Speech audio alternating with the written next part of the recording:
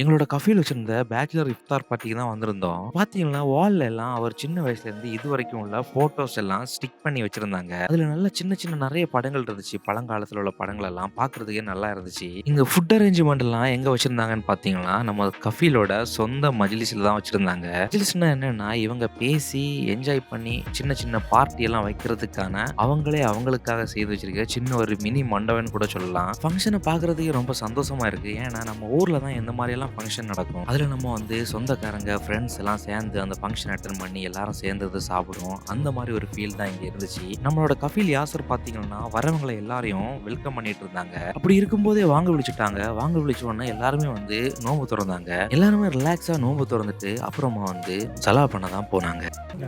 الرحمن الرحيم مالك يوم الدين.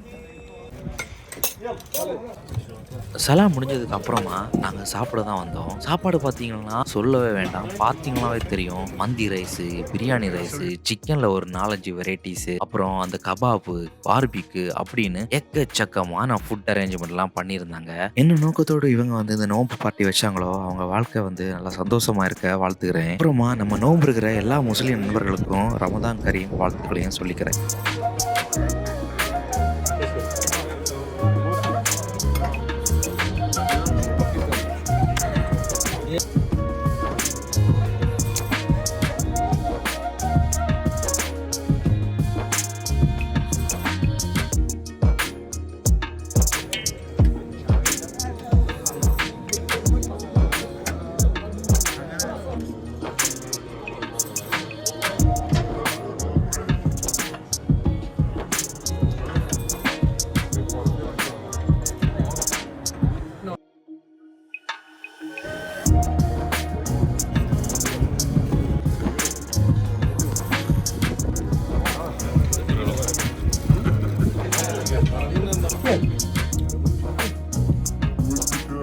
جامد.